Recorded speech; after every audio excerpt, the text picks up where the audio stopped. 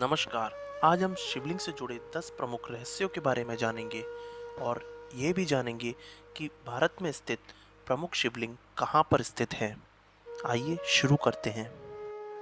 शास्त्रों में शिवलिंग का अर्थ परम कल्याणकारी शुभ सृजन ज्वाला बताया गया है। ऐसे ही संपूर्ण ब्रह्मांड और हमारा शरीर है।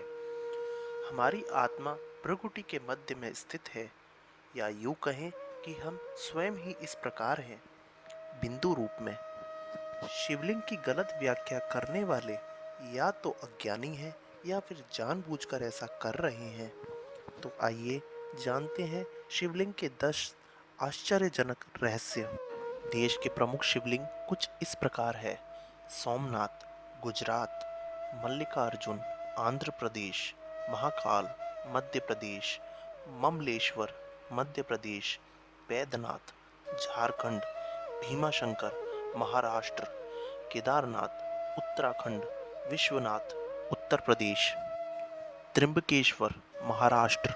नागेश्वर, गुजरात। रामेश्वरम, तमिलनाडु। कृष्णेश्वर, महाराष्ट्र। अमरनाथ, जम्मू और कश्मीर। पशुपतिनाथ, नेपाल। कालेश्वर, तेलंगाना। श्रीकालहस्ती, आंध्र प्रदेश।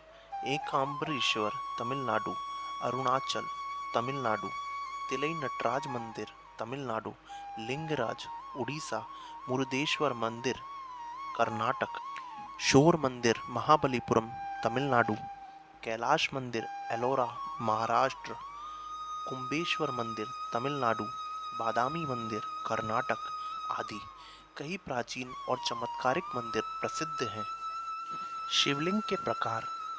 लिंगम मुख्य रूप से दो प्रकार के होते हैं। पहला आकाशीय या उल्का लिंगम और दूसरा पारालिंगम। पहले में उल्का पिंड की तरह एक काला अंडाकार शामिल था। ऐसे ही शिवलिंग को भारत में ज्योतिर्लिंग कहा जाता है। दूसरा है मानव निर्मित पारा शिवलिंग। पैराडोलॉजी प्राचीन वैदिक विज्ञान है। इसके अलावा पुराणों के अनुसार शिवलिंग मुख्य रूप से 6 प्रकार के होते हैं। देवलिंग, असुरलिंग, अर्शलिंग, पुराणलिंग, मनलिंग और स्वयं भूलिंग।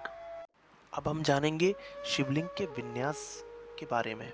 शिवलिंग के 3 अंग हैं। पहला भाग जो नीचे के चारों ओर भूमिगत रहता है। मध्य भाग में 8 पक्षों पर एक समान पीतल की बैठक बनाई जाती है। अंत में इसका शीर्ष भाग जो एक अंडाकार होता है जिसकी पूजा की जाती है। इस शिवलिंग की ऊंचाई पूरे मंडल या परिधि का 1/3 है। ये 3 भागों में ब्रह्मा नीचे, विष्णु मध्य और शिव शीर्ष के प्रतीक हैं। ऊपर से पानी डाला जाता है जो नीचे के मिलन से बने मार्ग में बहता है। ब्रह्मांड के वैज्ञानिक रहस्य को समझकर प्राचीन ऋषि मुनियों द्वारा इस सत्य को प्रकट करना विभिन्न रूपों में स्पष्ट किया गया है। अब हम जानेंगे शिवलिंग से जुड़े औषधि और सोने के रहस्य को। शिवलिंग पर एक पत्थर की आकृति है। जलाधारी पीतल का होता है और सर्प या नाग तांबे का होता है। शिवलिंग पर बेलपत्र और धतूरा या आकृति के फूल चढ़ाए जाते हैं। शिवलिंग पर पानी गिरता रहता है।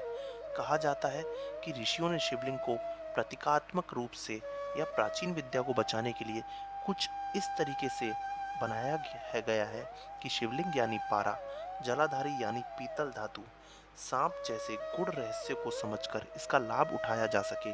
यानी तांबे की धातु आदि को जुझारू धातु और कुछ दवाओं को आंकड़ों के साथ मिलाकर चांदी या सोने से बनाया जाता है। आइए अब जानते हैं प्राचीन सभ्यता में शिवलिंग का महत्व। पुरातात्विक निष्कर्षों के अनुसार मेसोपोटामिया और बेबीलोन के प्राचीन शहरों में शिवलिंग पूजा के प्रमाण मिले हैं। इसके अलावा मोहनजोदड़ो और हड़प्पा की विकसित संस्कृति में शिवलिंग की पूजा के पुरातात्विक अवशेष मिले हैं। सभ्यता के आरंभ में लोगों का जीवन जानवरों और प्रकृति पर निर्भर था, इसलिए उन्होंने पशुपति को जानवरों के संरक्षक देवता के रूप में भी पूजा की। संधव सभ्यता के प्राप्त एक मुहर में एक 3 मुख वाले व्यक्ति को उसके चारों ओर कई जानवरों के साथ दर्शाया गया है। इसे भगवान शिव का पशुपति रूप माना जाता है। ऐतिहासिक साक्ष्यों के अनुसार विक्रम संवत से कुछ सहस्त्र शताब्दी पहले पूरी पृथ्वी पर उल्काओं का प्रकोप अधिक था। आदिम मनुष्य ने रुद्र यानी शिव का उदय देखा। इन पवित्र पिंडों की रक्षा के लिए जहाँ जहाँ ये धरती पर गिरे, मंदिरों का निर्माण किया गया। इस धरती पर हजारों शिव मंदिरों का निर्माण हुआ। उनमें से प्रमुख 108 ज्योतिर्लिंग थे, लेकिन अब केवल 12 बचे हैं। शिव पुराण के अनुसार उस समय ज्योति वस्तु आकाश से गिरी, उनसे प्रकाश कुछ देर के लिए फैल गया।